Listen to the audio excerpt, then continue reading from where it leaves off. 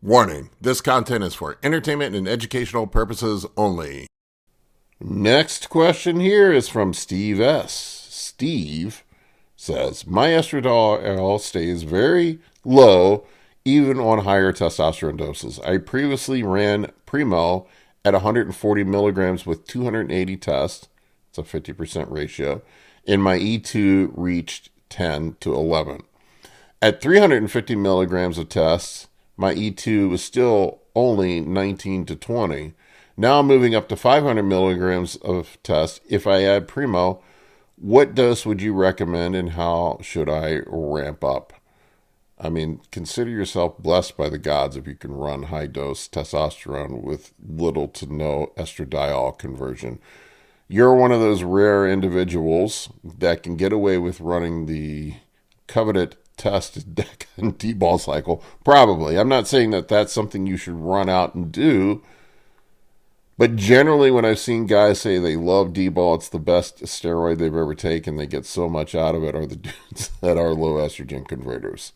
And they feel fucking fantastic when they get on Dbol and have that methyl estradiol conversion and all the effects that Dbol brings along with it, whereas somebody who typically is a dude that converts estrogen at a high rate, the fatty bros usually end up just growing titties and getting zits when they run Dbol. So just something to consider. You might want to play around with other compounds, see how you respond with other compounds. You could consider, and a lot of times I'll see, the old school bodybuilders used to run test, EQ, Deca, and Dbol. That was kind of what they would use for their off-season push. And I'm not saying you should run all those compounds. It's, if you're not a competitive bodybuilder, probably unnecessary. But those guys tend to do well with other compounds that increase estradiol conversion, the low estrogen converters. You could always consider just running high-dose testosterone by itself with no Primobolan. If you can only run a low dose and it absolutely smashes your estrogen, then maybe you don't need the Primobolan in there. I look at Primobolan as testosterone's wingman. It's really there to lower the negative effects of testosterone. It helps increase free testosterone. It lowers estradiol conversion. It is an anabolic without the androgenic effects. But if you don't get all those side effects and you actually end up with smash estrogen, why not just take advantage of it and just run more testosterone? Maybe you don't need to run Primobolan. Everybody's unique. There is no one-size-fits-all cycle, or maybe you run something like test Primobolan and some Dbol or some Deca with it, or maybe even try test and Deca by itself.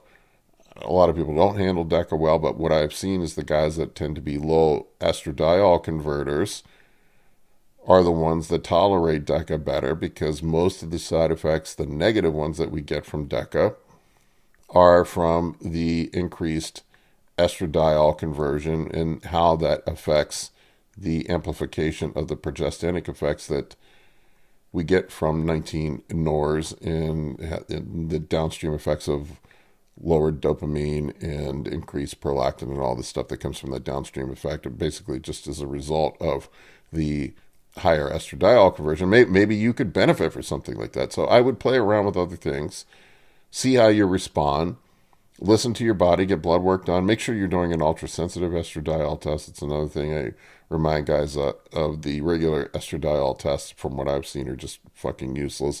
I used to have guys get them. I definitely have learned my lesson there the hard way. I've seen some huge discrepancies on the standard estradiol test versus the LCMS Ultra-Sensitive. You're going to be better served by spending a few extra dollars and getting the ultra-sensitive test. But monitor it and see how you respond, man. Maybe a test-only cycle with some GH, test and GH. I made a video the other day about test is best.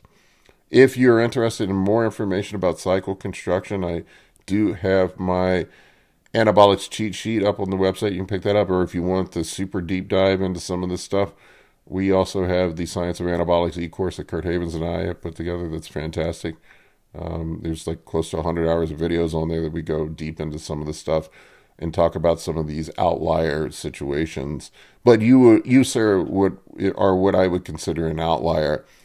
This is not typical. I'd say maybe 1 out of 20 guys that I run into are low estrogen converters and can tolerate high doses of testosterone well without estradiol issues. Consider yourself blessed. That is a superpower.